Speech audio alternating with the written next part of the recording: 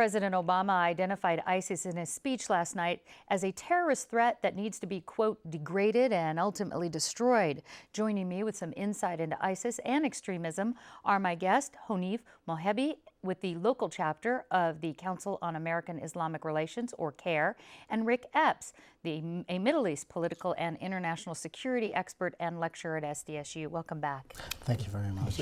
No, Rick, with today being the anniversary of the 9/11 attacks, it comes to mind Al-Qaeda. If you can tell us, how does Al-Qaeda basically compare to ISIS as far as terrorist groups?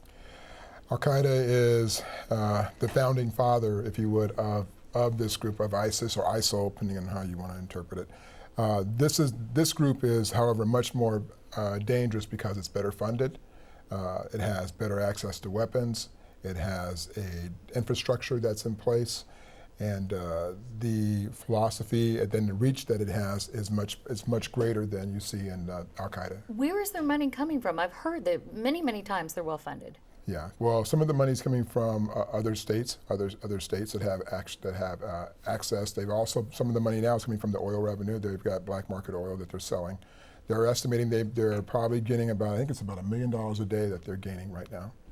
That is a lot of money. Hanif, what is your reaction to the president's plan for more U.S. airstrikes and military troops to the tune of almost 500, but not combat troops heading to the region? So first and foremost, when it comes to Syria, I think it is the right decision. It should have been done a few years back. Definitely good on that. We just need to question the strategy. If we were to take action in Syria, how would that be done? In regards to Iraq, though, it is much more complicated. So we need to be very careful because we have a Sunni population that has been persecuted for many years. The government is very sect-oriented, and we want to make sure that we just don't go and essentially advise them to start killing. We need a much more comprehensive strategy for that. And we certainly will want to figure that out probably in another discussion. But the president clearly stated, Hanif, that ISIS was neither a Muslim, an Islamic group, nor were they a state.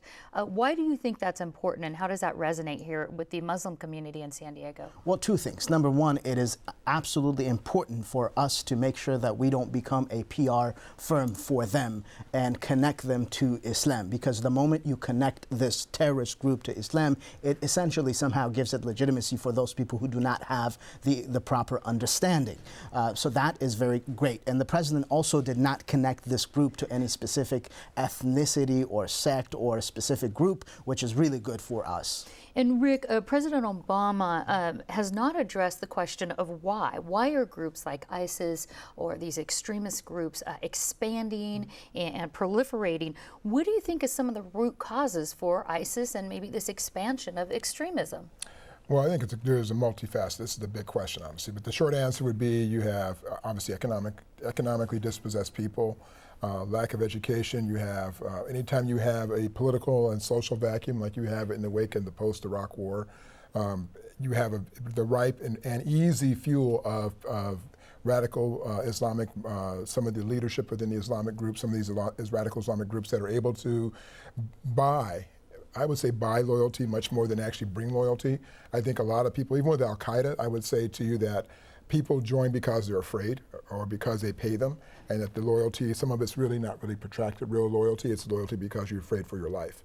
And but it's easy to bring, especially young people, it's easy to sway them into the belief system, and they use religion as a basis for it, even though this group is not at all related to true Islam. And Hanif, what do you think? Specifically in Iraq, Rick, there's a large Sunni community which essentially, if they don't agree with ISIS, they will kill them. So on one side, the government is oppressing them. On the other side, ISIS is oppressing them. I want to also mention that the root cause needs to be dealt with, and that is our counterproductive policies that are unjust, and we need to fix that in order to move forward. And as you said, very big discussions we're trying to get in 5 minutes here, and I'll have to end on this. Hanif, I'll start with you. If ISIS had not basically aired the video of the 2 American journalists and their beheadings, do you think that the U.S. would be launching this type of attack on them or strategy on them?